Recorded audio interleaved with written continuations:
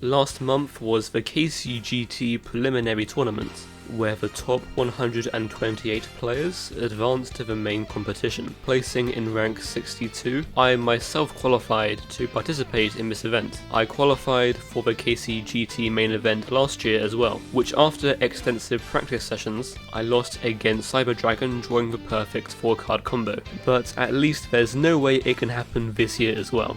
My turn. I draw. Oh, come in. No, it can't be. Go, Cyber Dragon Core!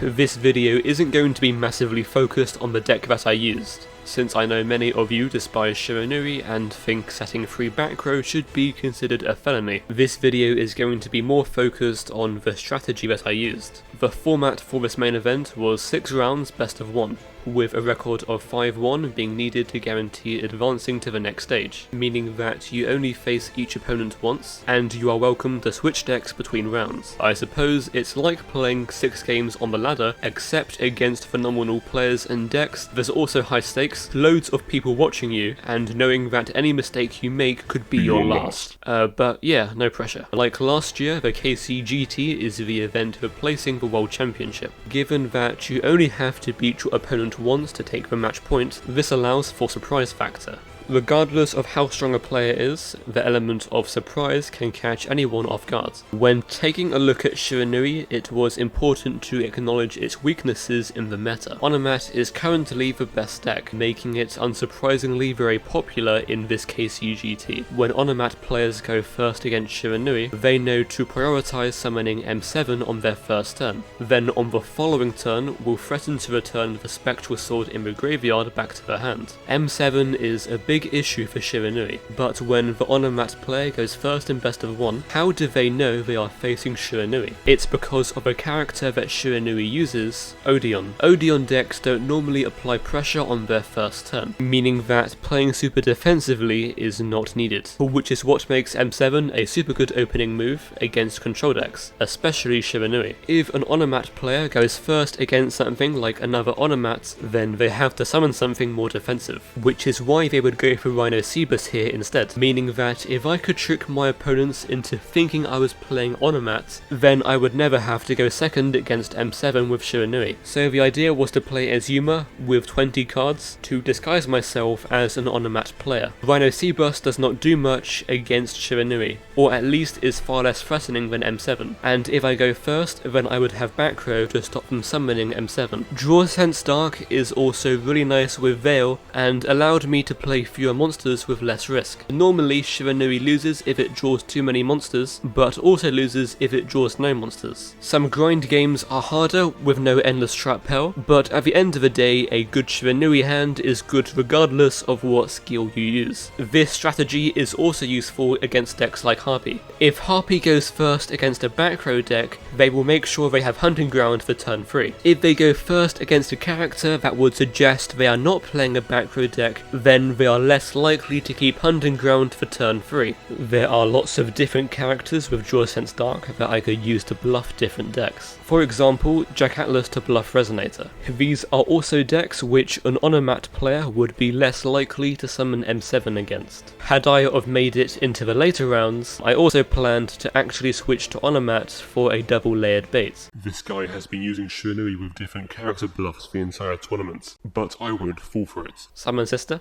Even though it did not work out, I thought the strategy was good. Round 1 I lost to Onomat, but his opening hand was very strong with Tupac and Lance. Despite this, it still went to a grind game. In round 2, I won the grind game against Onomat, since Lance can only protect one of the 2 monsters revived by a head, and Floodgate threatens to put them both face down, but from suffering an early loss, it meant I had to win the next 4 rounds in a row. There was a certain deck though that had something to say about that. Last year I was knocked out of a tournament by Cyber Dragon opening a 4-card combo to OTK me, and this year was sadly no different. It does feel sad to put in all the effort effort for preparation just to lose to absurdly strong hands, though it is what it is. And before I wrap things up, since I was also a participant last year, I will evaluate on how I think the event improved for this year. I think overall it was a lot smoother. There were a few round delays last year, but this year there wasn't really any technical issues. To address the issues that would arise from just queuing into a game, they made a table system similar to that of a duel room.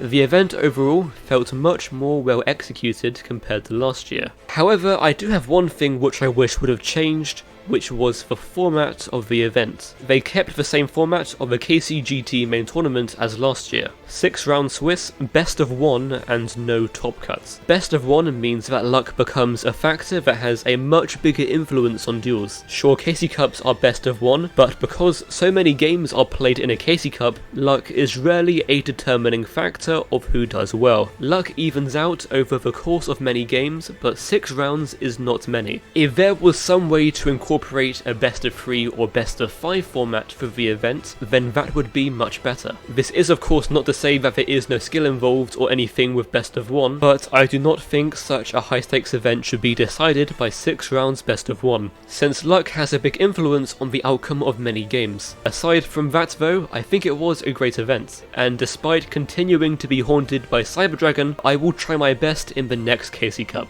I don't think any of my 6 replays from this KCGT were very exciting, so I will not show them. But yeah, thank you all very much for watching and have a perfectly balanced rest of your day. See ya!